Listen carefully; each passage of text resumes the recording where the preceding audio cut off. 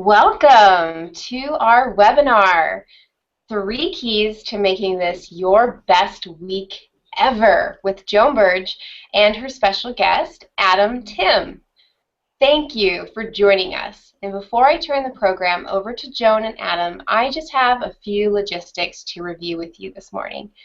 Joan and Adam will speak for about 40 minutes, and then we will have a question and answer session.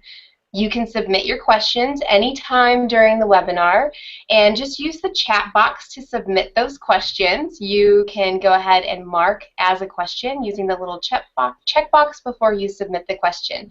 It looks like we've got lots of people coming in and hellos from all over the place, Nebraska, Ohio, Wisconsin, Atlanta. This is awesome.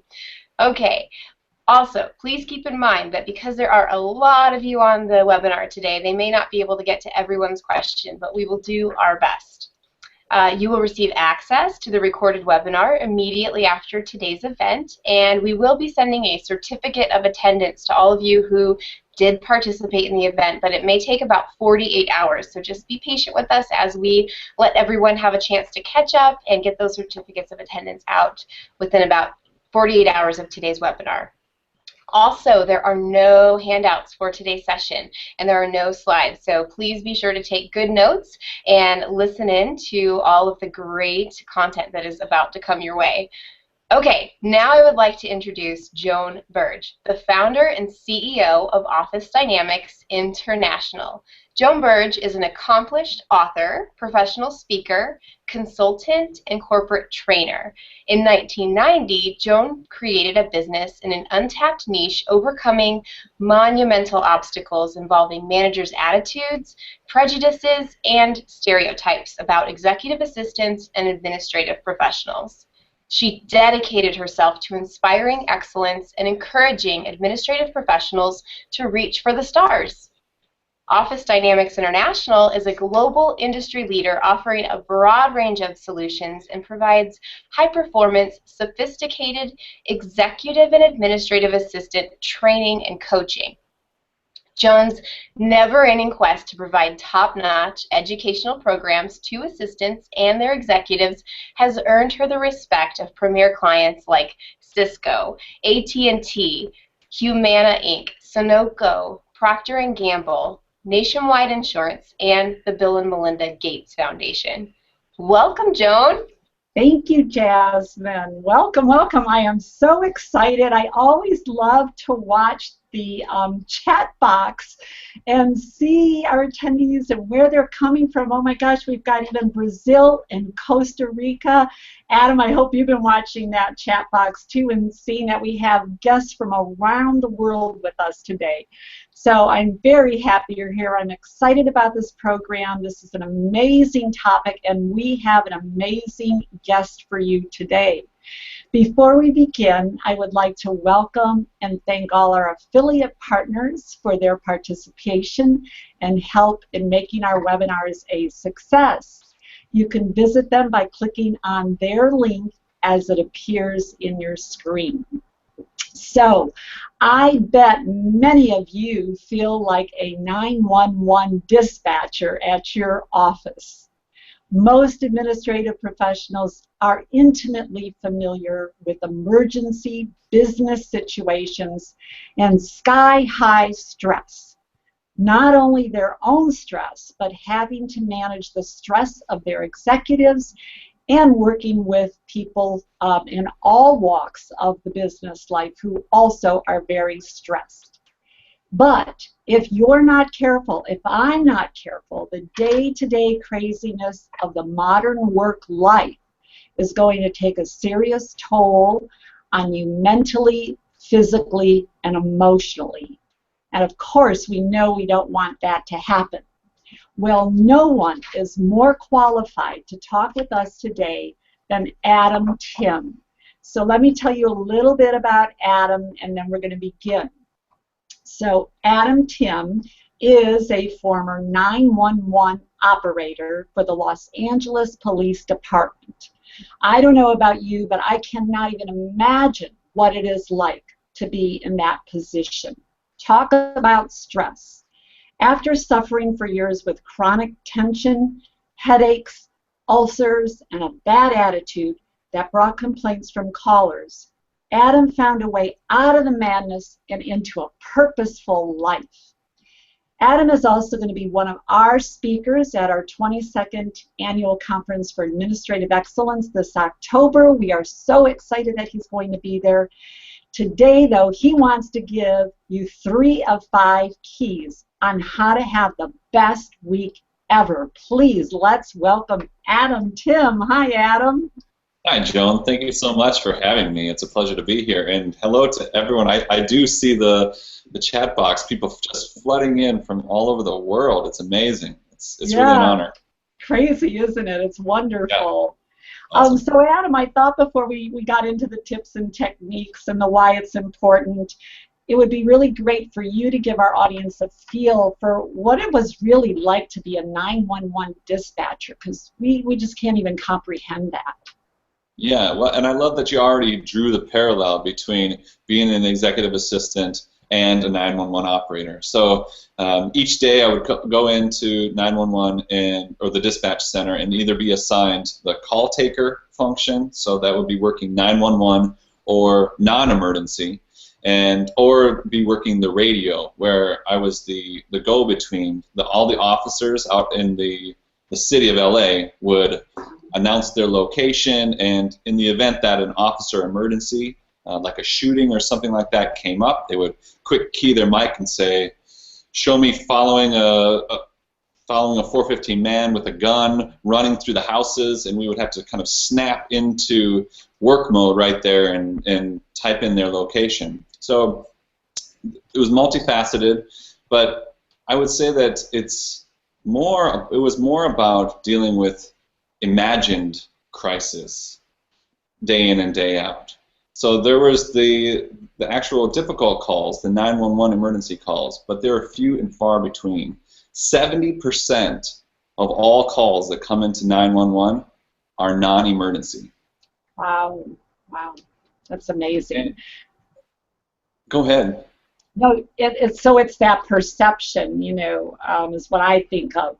It's our perceived. And for you, classifying what was truly, truly critical emergency versus the perception of something critical. Yeah, well, and also sitting there waiting for an emergency to happen. I think that being primed for something to happen and it not happening actually causes us to burn out, because if we're always in a hypervigilant state, always in a stressed state, ready, and nothing ever happens, we kind of just get run down. And also, on the non-emergency lines, we were working with people who believed they had emergencies all day long, but they didn't, like loud parties, like the neighbor kids are playing football in the street and they might hit my car, like the ice cream truck is too loud. Can you have them move down the street?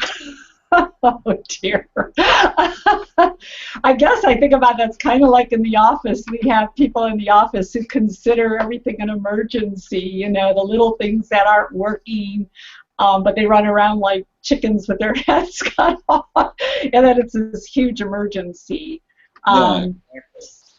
So I guess being able to differentiate is a skill. I know we didn't even talk about this in prior conversations, but now I'm just thinking that has to be a skill too, right? That you had to have and develop, is to differentiate.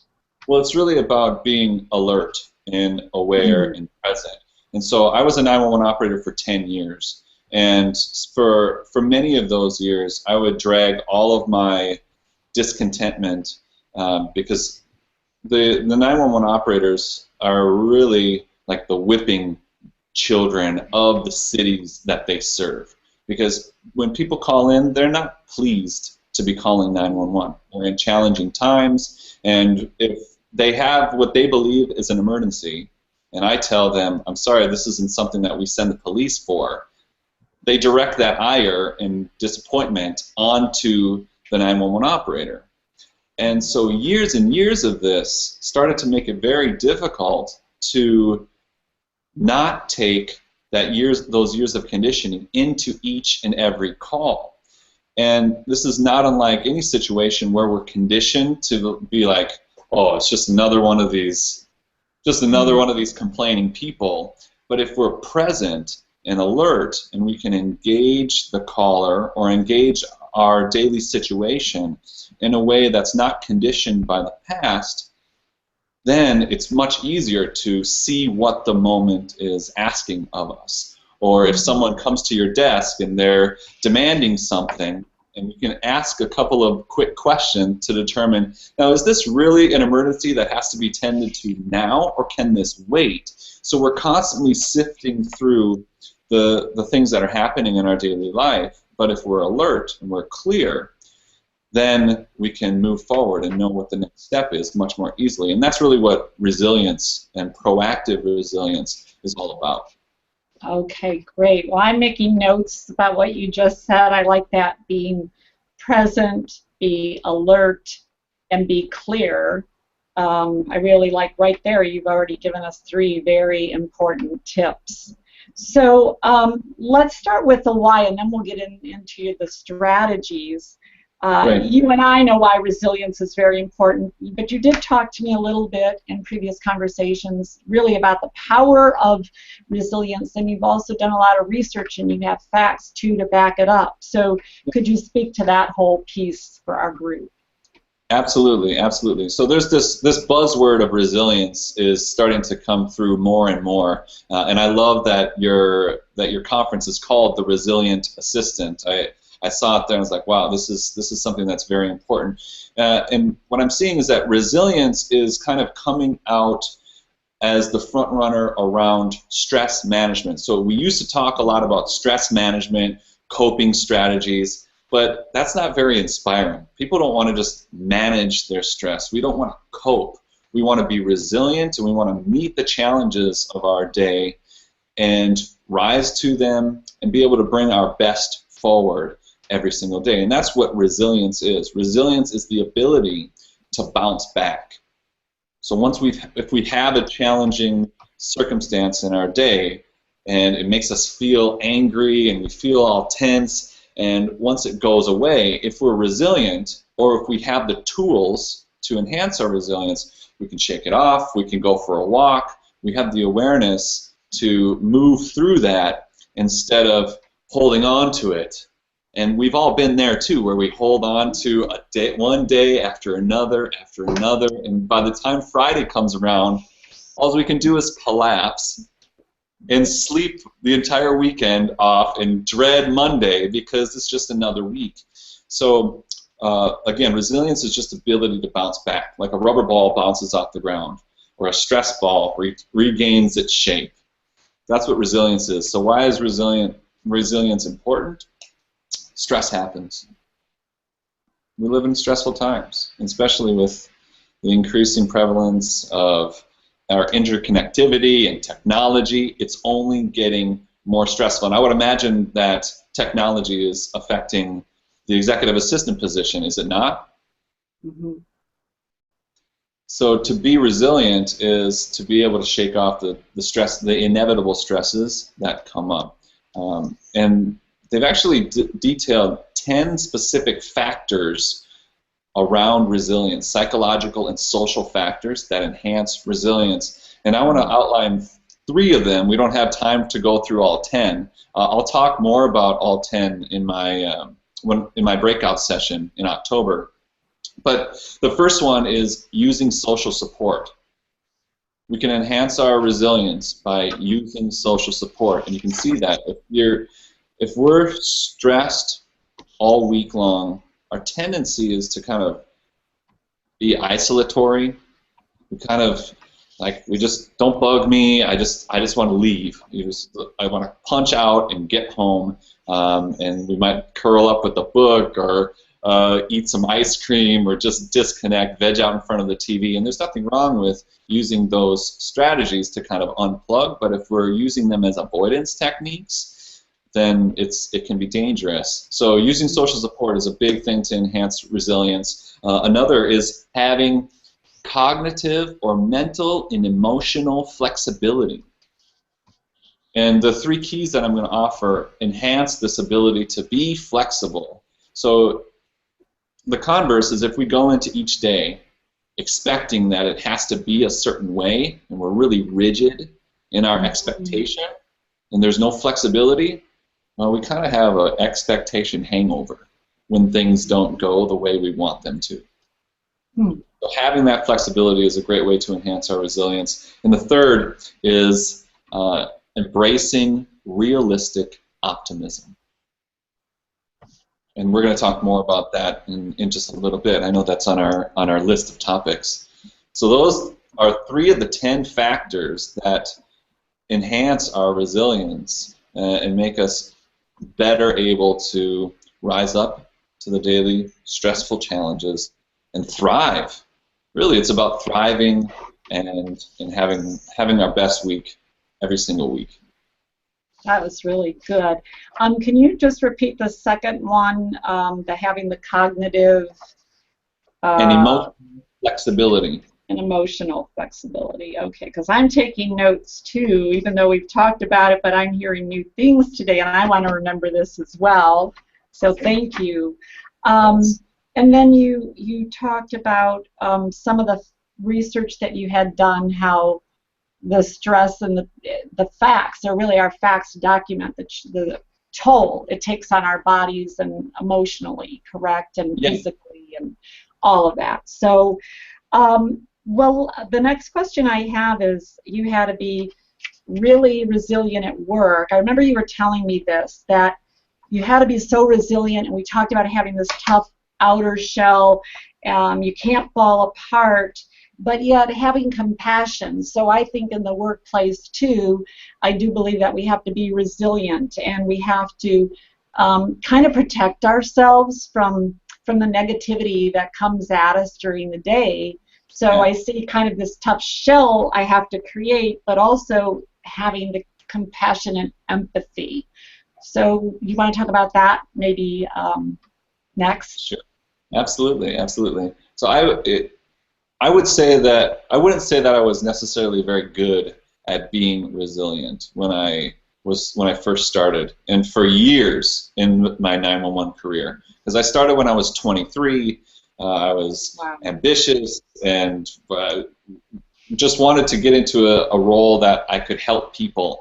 And famous last words, I had no idea what I was getting myself into. And there's very, very little training that 911 operators get to meet the stress of the job. And there's many different dynamics around it. But what I find is people then adopt kind of a default mode, and when we're not seeking proactively to become resilient, our default mode is generally like we try to protect ourselves. We have an attitude that's kind of disconnected. This is something that we see a lot in the 911 profession. Dispatchers have kind of a bitter, jaded sensibility. Like they've heard it all, they've seen it all before.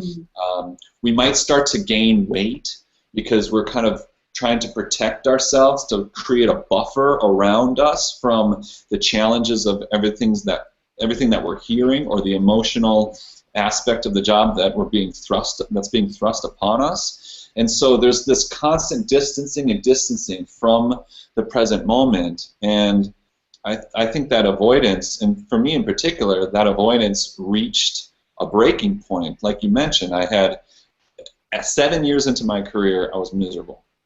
I had chronic tension, headaches, and migraines. I had ulcers. I had anger and frustration. I was a hardcore road rager, fighting for justice on the LA freeways.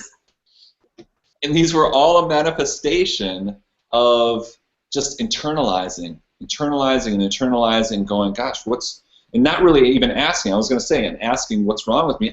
I wasn't asking that question, but when I began to ask that question, then I started to see all of these defense strategies that were actually eroding my happiness, my daily happiness. I was short with people just in general. I got into trouble with supervisors, and I was short with coworkers. So it just was boiling and boiling and boiling and boiling. And so when I 7 years into the career, when I adopted a meditation practice, when I started to commit to self-care, when I started to take time for myself, I saw that level of stress, like my baseline feeling of stress and tension started to go down.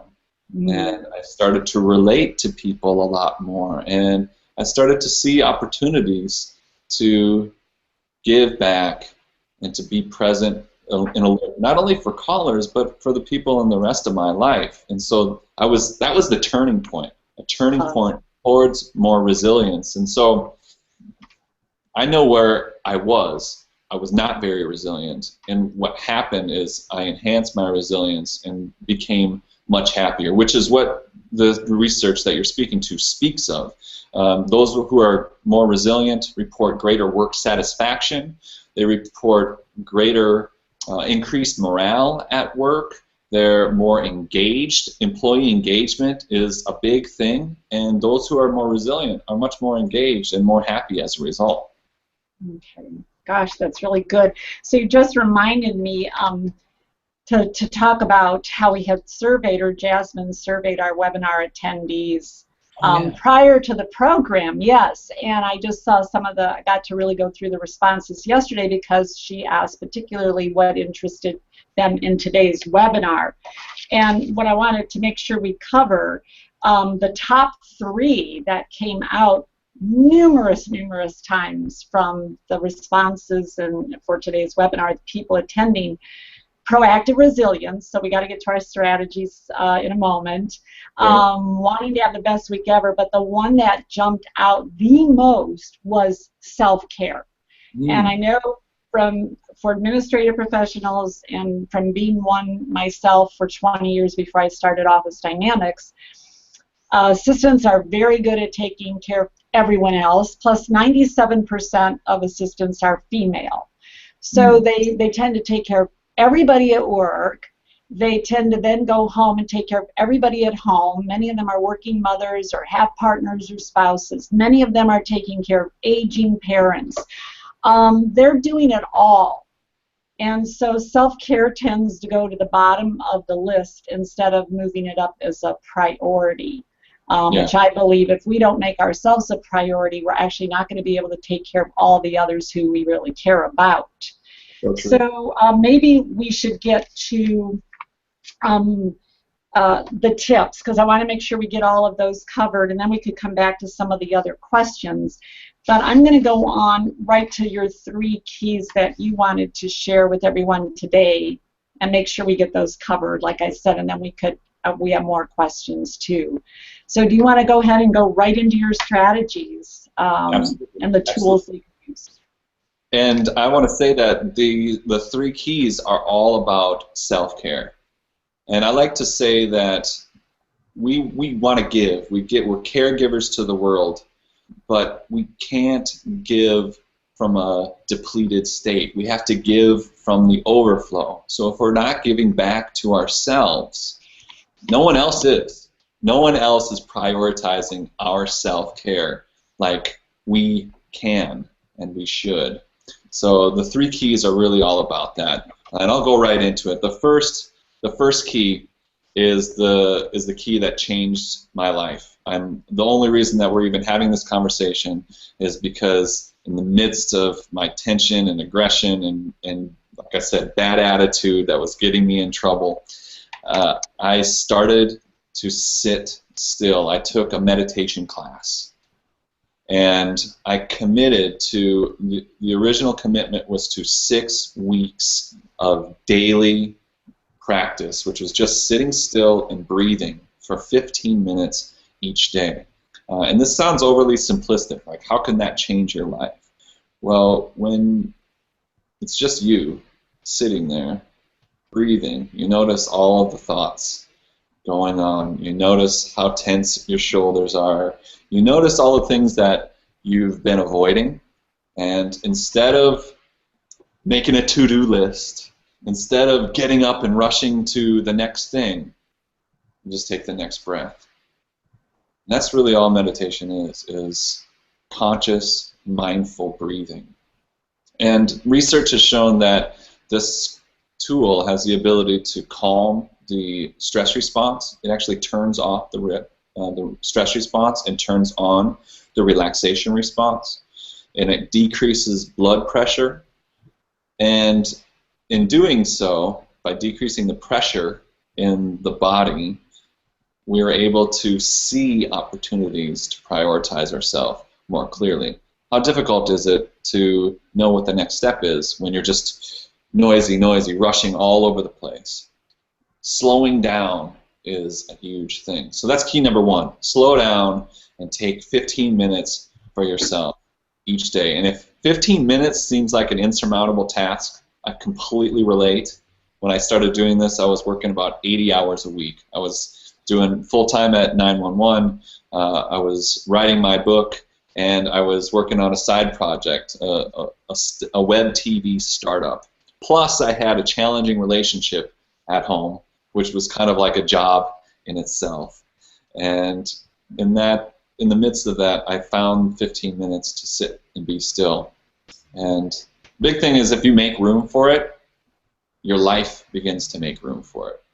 So it's really about, we say, I'll prioritize myself on the weekend, or next week, or next month, or on vacation, and tomorrow never comes, right? Mm-hmm. Exactly. And I'm watching, too, some of our comments in the chat that are very, very common, that I see all the time with women. And to add in, so I started working at a young age right away, and I was married and had a husband and kids and dogs and all of that, because I'm watching the chat box. And as you said, Adam, you have to make room for it, because we could easily say, well, I can't make time because I have to go home, I have to cook dinner, I have to do laundry, I have to feed the kids, I have to feed the dogs, then my husband needs attention, and then by that time, hopefully I'll fall into bed. Fortunately for me, I did learn at a young age that if I didn't make time for myself, I would not really be able to be the best for everyone. So I love what you said, is you have to make the room for it. And I think part of that, too, is communicating with your family, letting your husband know, letting your children know, I need 15 minutes for myself. If you think about it, 15 minutes out of a 24-hour day, I mean, really, we need to be able to give ourselves that and not feel guilty, because that's the other thing. Women feel terribly guilty that if they're not there every minute for everybody, the world's going to fall apart.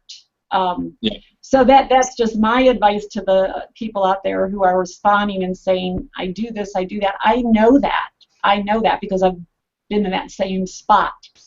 But right, it's critically important to make that time for yourself, and I love how you said it, make room for it. And the best question to ask, I think, to for those whose day is just packed 24 hours is, what can you say no to this week?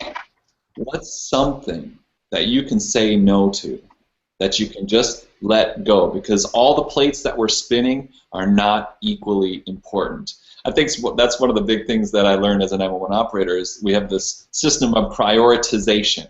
Certain calls have a certain dispatch criteria, and others have a higher dispatch criteria. And like a loud party is not treated the same as a shooting.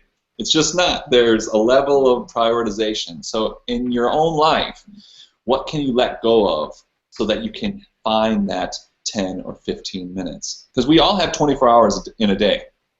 But there are those of us who are really good at self-care, and those of us who can improve. Great. That's really good advice, too. I love that. You have a second strategy for us, correct? Yes. Number 2 is to dwell in a space of gratitude.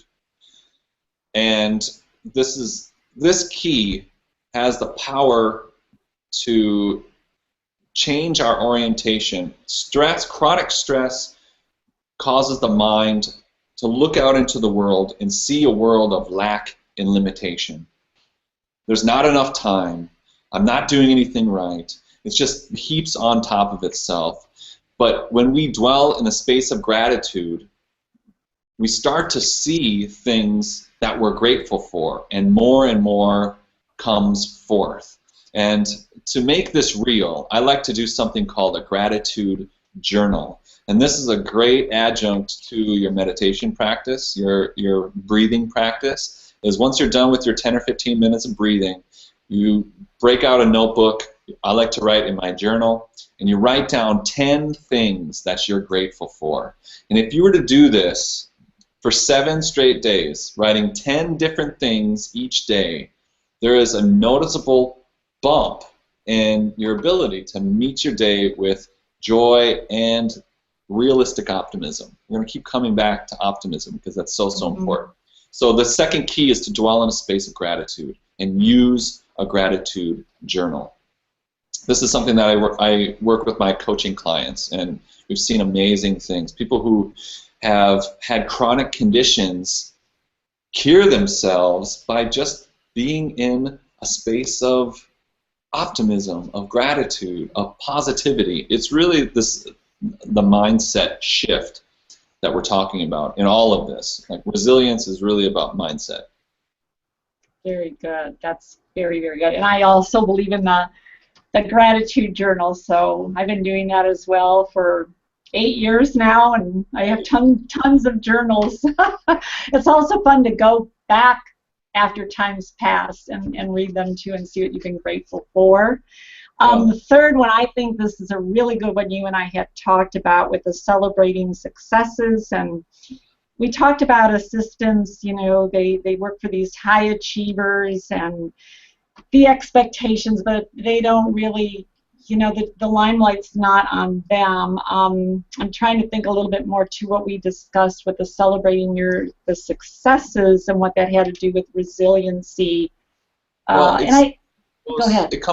It comes back to this state of positivity. So, or a peak state, as Tony Robbins. I'm sure you've heard of Tony Robbins. So he talks about getting into a peak state, and a peak state is one of positivity. And gratitude is the antidote for fear. And fear is often related to the stress response. So fear and stress go hand in hand. If gratitude is the cure for fear, and we're full of doubt, and it's really been a challenging week, if we can get into the state of positivity, we can just wipe that slate clean. So gratitude is the second step. The third step is to make a conscious effort to celebrate everything that you've accomplished. So there's daily achievements that we attain. We have daily goals that we meet. We have weekly goals that we meet. And our tendency is to just skim right over them and to not actually pay any attention. And what we were talking about in our earlier conversation was that if you're an assistant to a high-flying executive, that executive owes much of their success to your ability to manage their responsibilities, to manage their calendar, to be there for them. And so the assistants to high flyers are high flyers unto themselves. And so I want to know, what are you celebrating? What are you excited about? And whether it's tonight or whether it's this weekend, to put it on your calendar. So this goes back to self-care. Whether it's a spa day, whether it's taking the kids somewhere fun, whether it's just taking yourself out for a walk, or I like to call back to when we were kids. We never questioned having fun. We never didn't know what we liked to do for fun. You ask a kid, what do you like to do for fun? Instantly they have an answer. That's that inner child, that rambunctious, joyful exuberance. However, many people later in life, and I see this with my clients as well, one of the first questions I ask is, what would you like to do to have fun this week? And almost always, this is the response. Silence, and then they say, I don't remember what I like to do to have fun. Isn't that sad? Then they think a little bit more, and then they realize, oh, I used to like the sunrise. I used to watch the sunset with my dog. I used to do this, and I used to do that. So this week, do something that you forgot that you liked to do to celebrate your success and really just, again, block that time off, fall into it, and do that for yourself. That's huge. Very good. Thank you. That's very, very good. I do have some other key points. We've got more to talk about that we could add more tips to. Awesome. So let's see. I want to see which one. So one of our attendees had written, I need tips on being the go-to person under pressure. So I know we had that in our write-up, how kind of the grace under fire. So when I think about assistants, they need resiliency in so many dimensions. They need their own resiliency to deal with just the day-to-day things that come across their desk. They need to be very resilient with their executives because executives are very demanding. They're not always going to say things the way the assistant would like to hear it, maybe. Yeah.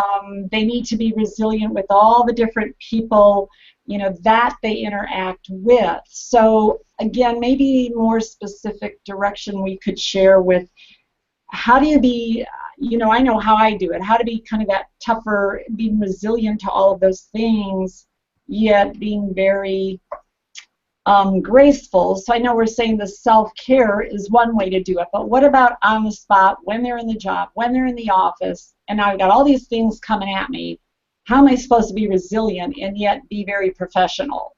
Yeah. That's a great question. So the answer is to slow down. A tendency is when we're bombarded is to tense up and to try to do things more quickly, and what happens? Well, we make mistakes. So instead of toughening up and tightening up, which is our natural tendency, again, it's that defensive, rigid posture, is to notice, to check in with yourself on it can be every 10 minutes, it can be a moment-by-moment basis. Check in, check your breathing. First of all, the chances are great that you're not breathing. So if your shoulders are tight and you're feeling tense, you'll notice that you're taking tiny little breaths into the upper chest instead of shoulders down, breathing into the lower belly.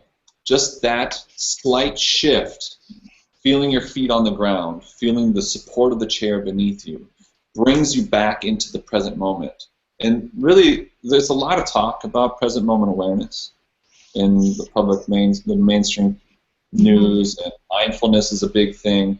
And what this is really all talking about is being here now. And the moment that you bring yourself back, you are more alert, you are more ready. And if your demanding boss comes in and says, I need this, I need this, I need this, if you're not tense and fearful of your ability to accomplish that task, but you're loose and you're open and you're receptive, it's easy to parse out what's required. So it's really about checking back in. I really love that concept and idea that you keep going back to, because I use the term autopilot. That's what I see when I go into all these companies across the country and I'm there, on site doing training. But I also see it in our own office too, is I think a lot of times we just work on autopilot. We just, we're at the computers, we just do, respond and jump to this and jump to that. And we're not really, again, like you said, in the moment. We're not being present. And I think assistants have to have the courage to set some parameters and boundaries too. To me, that's part of being resilient. Proactively being resilient is I'm establishing some boundaries as well. Right. So when you talk about proactive resilience, how do they do that? That part of being proactive before things hit.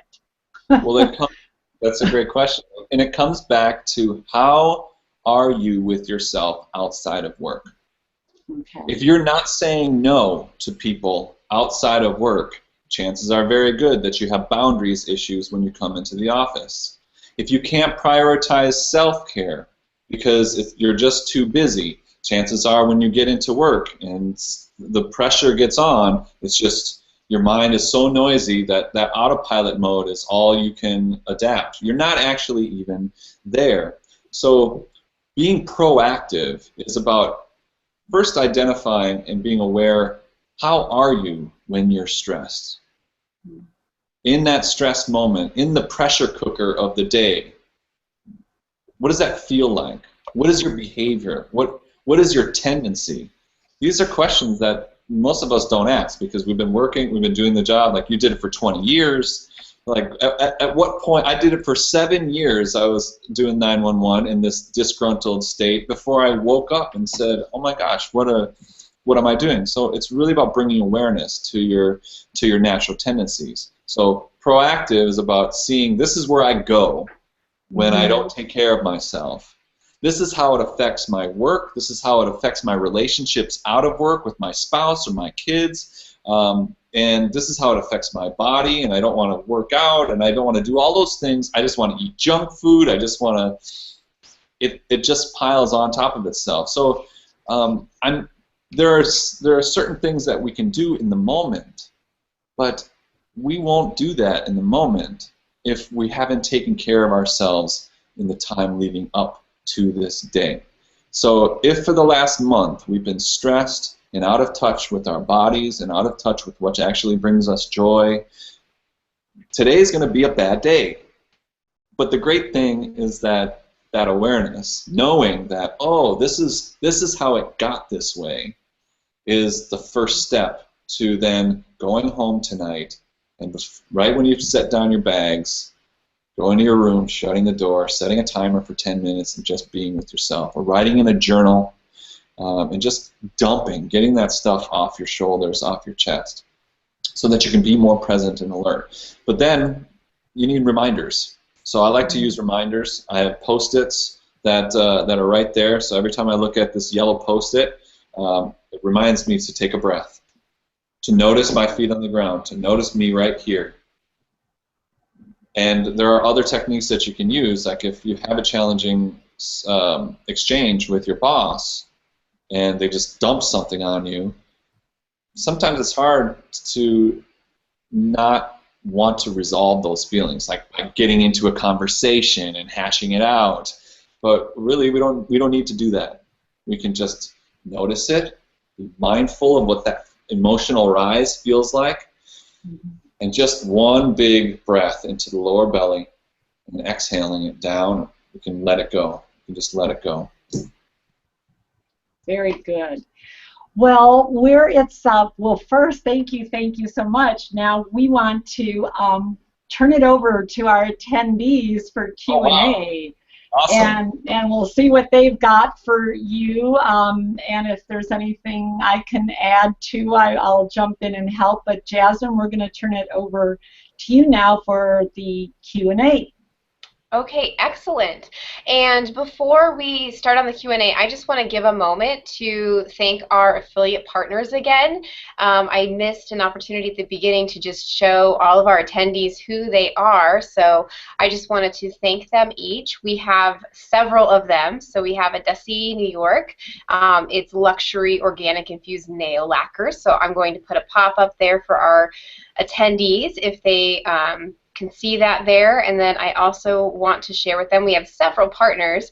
We have Brilliant Transportation, and I'll display their information there for everyone. Brilliant Transportation is executive transport, so there is their information. These are going to come and go really quickly. We will send their links out after the event as well.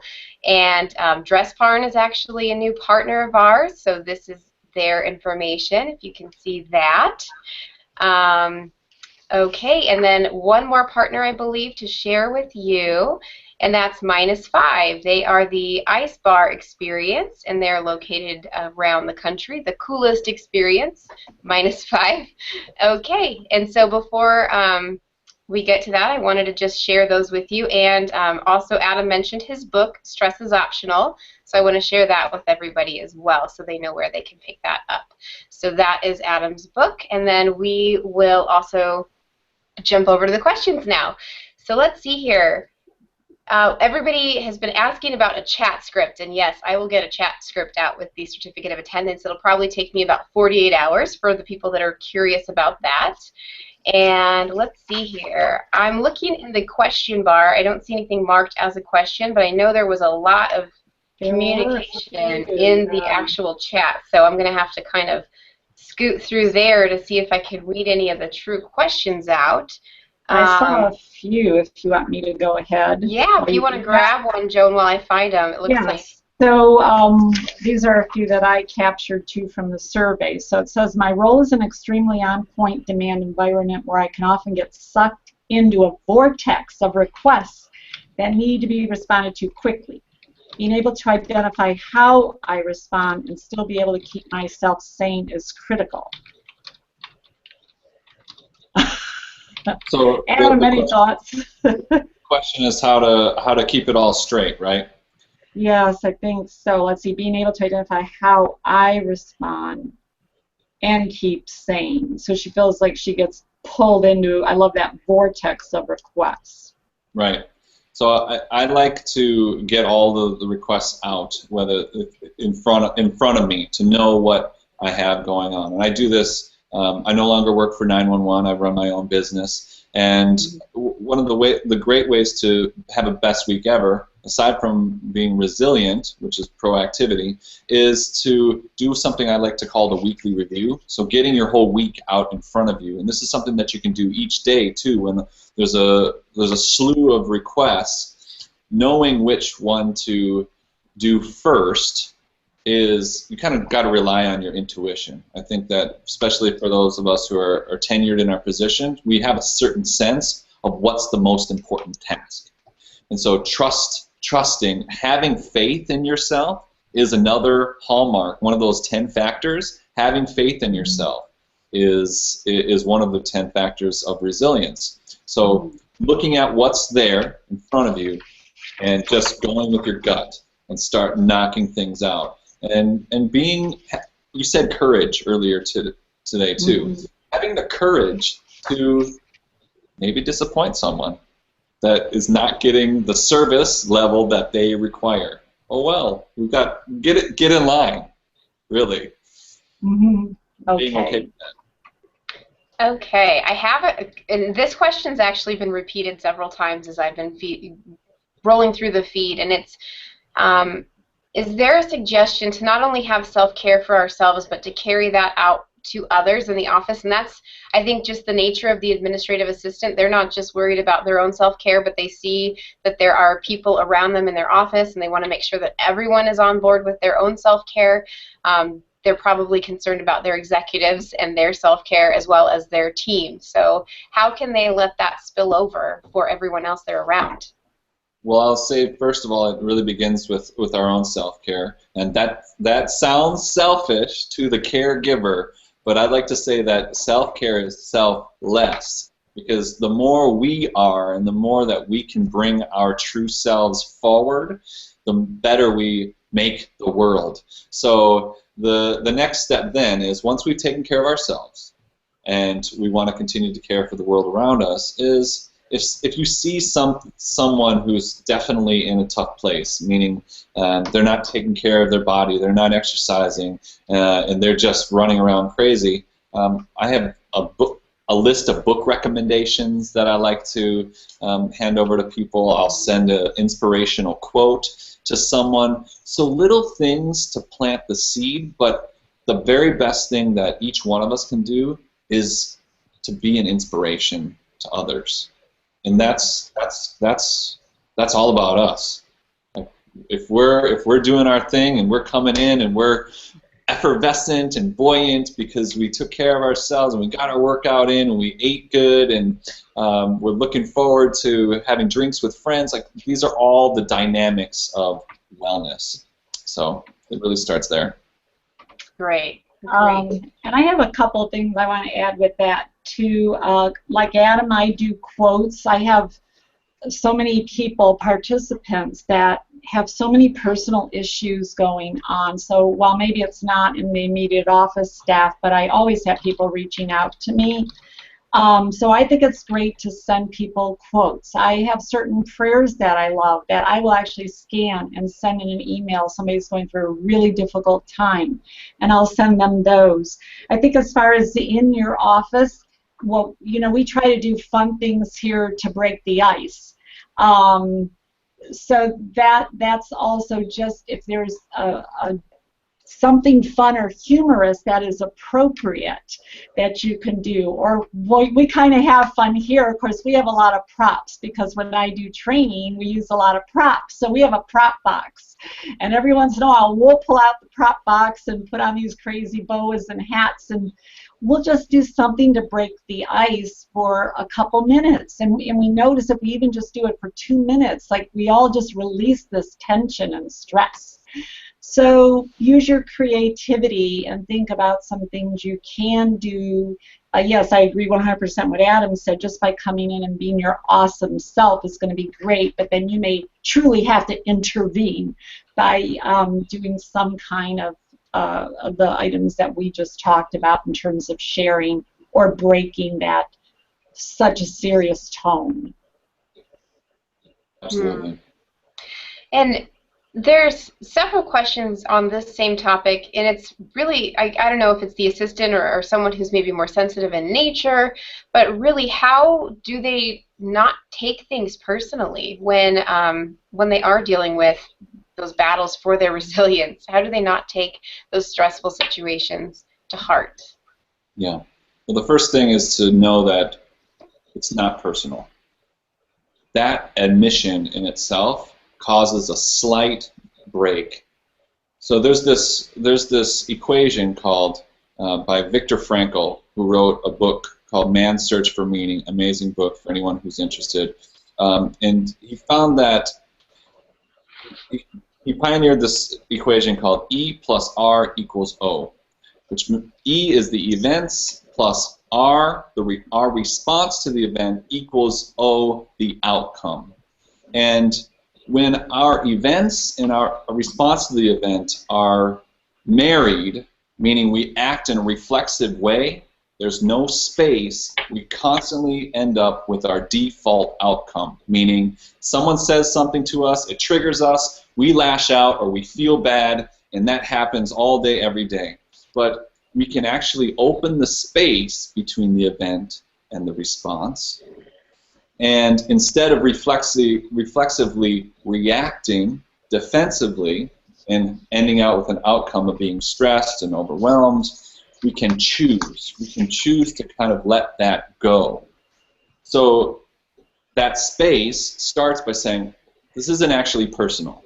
If they say something or they say something in a certain tone because they're having a stressful day, especially at work, it's very rarely personal. And we can say, well, what about family? If family says something to me, that's personal, right? Well, probably not, because it's whatever's going on with other people, it's them. So just allowing them to do whatever and to be mindful of how we're being triggered. Again, coming back to the present moment. So noticing, when is it that you're triggered and being defensive? Why? And maybe doing some journaling around that. So someone says something, made you feel a certain way. What happened there? And it's kind of like being your own therapist, really. But when we're our own therapist and we're dissecting our own thoughts and using our mind to see into our thoughts, amazing things happen. There's opening and opening and opening. That's a great question. Yeah, it was. That was an incredible answer as well. I love that you mentioned the book as well, and the equation from Viktor Frankl's book. Mm-hmm. We also had some attendees asking about receiving a book list of recommendations after the webinar, so we'll see if we can pull something together. Maybe we can all put our minds together and get a book list out with all the other details that we're going to be sending out after the event. Now, of course, we're getting a ton of questions. We just have a few minutes left. So, Joan, what about one more? Yes, there was one from Sunny. Is that the one, or was there someone in before that? That's the last one that we've had. Okay. There's actually several ahead of that. Okay, yes, go ahead. One more I think we have time for. Okay, well, this is really, it's assistant related. And I know that you probably will both have great answers for this, but the question is from Heather, and it's how do you get your boss to make time to talk to you? When she doesn't talk to her boss, she feels like I really don't let he feel really like he takes me seriously with my questions and issues. So because the boss isn't taking time to talk to the assistant, she's feeling like she's not being taken seriously and doesn't know how to actually get that time with this executive. For me, it's really about assertiveness in this circumstance. So I don't know what the exact circumstances are, but if you are clear that you really would like this time with your boss, and then become insistent if it just keeps getting pushed off, it comes back to boundaries. And when we say no to certain things in our life, we're actually saying yes to ourselves. So if time with your boss is important to you, say yes to yourself and prioritize the time that it takes and the effort that it takes to get that time. So any boss will say that they need support, and that their support staff should be informed and be on the same page. And so appealing to, or knowing that the boss's best interests are your best interests is a way to kind of just insist and be insistent and be assertive. And this could be a huge growth opportunity too. If you feel like people are just skimming over you, then say, I'm here, I need your time, and it will be better for it. Wonderful. Joan, did you have anything you wanted to add there? Well, of course I have a lot on that one, but and a lot too much to cover here. But what I'm thinking, Jasmine, because I do have like 3 pages of how to make that happen, the benefits to the executive, because you have to sell them on the benefits. I mean, yes, you have to be assertive, exactly like Adam said. You have to be proactive. But you also have to sell them on the benefits. Why? How does it benefit them to spend time with you? Because that's what they're going to be interested in. So, Jasmine, I'm thinking if there is a way we could post somewhere, send out, from the STAR Achievement Program, that piece on having daily huddles and how to get your executives started in case they've never done that, because you have to teach them and coach them as well. Yeah. We can get that information out to everybody then. Okay, we'll add that to our list of items to send out with everyone. Also, we do have our blog and our social media platforms. We're on Facebook. I know Adam's on social media as well. Adam, if you want to give everyone your Twitter handle so they'll know where to find you, that'd be a good start. Let me put it in the chat. That's my Twitter handle right there. I also have a Facebook group that has some inspiration on it. And I would love to, if this is a time, I'd love to give away a book. Yes, that'd be great. Awesome. So Yay! I have a book that I will mail from my office today for the first person who answers this question. What's the one thing you're going to do today to take care of yourself? Okay, good question. Good question. I'm going to watch the chat feed here and see what we got. We've got some thank you notes. These are just people that are catching up, it looks like. Don't head out yet. We have a book, and Jasmine has one special announcement. So stay tuned. We do have a special offer we want to share with you, and that is really something special. Meditate. We want to make sure you stay. Okay, wait. Okay, now here they come. Jen answered. Jen, I think, was the first one. Oh my gosh, this is going so fast. It's unbelievable. I'm pretty sure I saw Jen first meditate. We'll have to go way back down. Okay, yeah, I think Jen was the winner because they're coming in like so fast now. She's getting buried. We will get in touch with you, Jen, if you want to email me after the event that you have meditated right away. Super awesome. Okay, is this a good time for me to share that information? Yeah, share the information. Everybody's interested in Adam's book. There's a little, I'll put that up again while I share. Wow, how awesome is this? Look at everyone just talking about their self-care. That's awesome. Good job. Okay, so the next thing that we want to share with everybody, and this is, Adam is actually going to be speaking at our 2015 annual conference for administrative excellence, and we are extremely excited about that. And just from what he has shared with us today, I know that he's going to have an amazing session, and all of our speakers that are lined up are great. You may know that the conference is sold out. Unfortunately, we don't have any more room left for people at the live event, but we do have an on-demand access ticket. And so for today's attendees, we are going to be offering you the on-demand pass for $50 off, and there's a coupon code for that. It is BEST, B-E-S-T 50, 50. So all capitals, BEST 50. And here is the information there. I'll display that for you. And for the first 50 people that actually register for their conference on-demand pass today, we are going to be offering the total conference on-demand library. So you'll get the 2012, 2013, and 2014 events, all of the events that we've previously recorded, professionally edited videos, tons of sessions from every single conference, really great speakers. The content's not repeated because we have a different theme every single year. So those are available now, and you can pre-purchase your ticket, and then once the conference is fully edited, it's about 4 weeks out from the actual event, you will get your pass for your conference, and you'll be able to log in and watch those videos as often as you like. You'll be able to pause them, come back, you'll get the full workbook for the conference. So, Joan, is there anything you want to add for the people that would be getting the on-demand access that you want to share with them? I know there's going to be so much information that they actually get. I want to make sure I don't miss anything. Yeah, so it's just an amazing topic this year.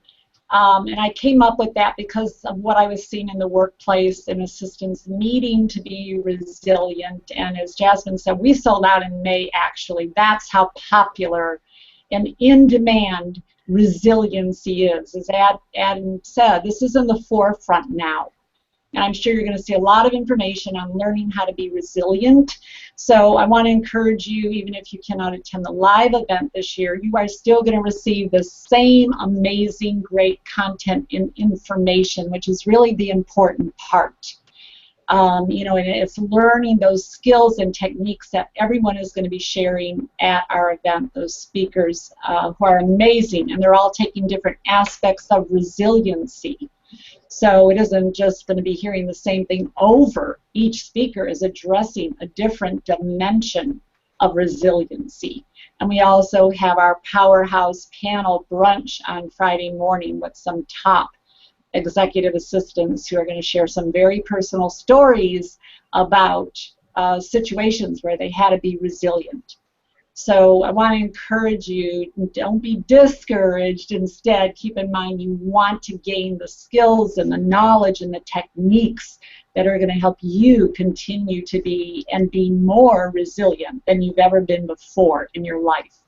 Absolutely. So, and one other thing, Joan, we do have group licenses available, and Tony Bennick yes. is our business development guy in the office, and he is willing to talk to anybody interested in a group license.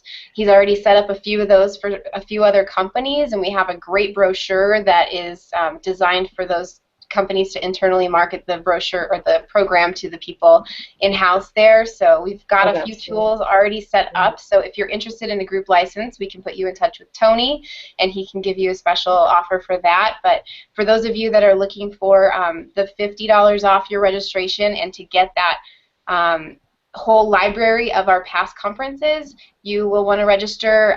The offer ends in 2 weeks from today, so the $50 offer ends in 2 weeks, but then the library of past conferences is to the first 50 that purchase that. So when those run out, then that is when that offer would end. So be sure to take advantage of that. And then also, just one more time, I want to remind everybody that Adam's book is also available on Amazon. It is called Stress is Optional: How to Kick the Habit, and there's the link for Adam's book one more time. So thanks for hanging in with us everyone today, and Adam, thank you for all of the wonderful information that you've imparted upon our attendees, and Joan, thank you for hosting another fabulous webinar.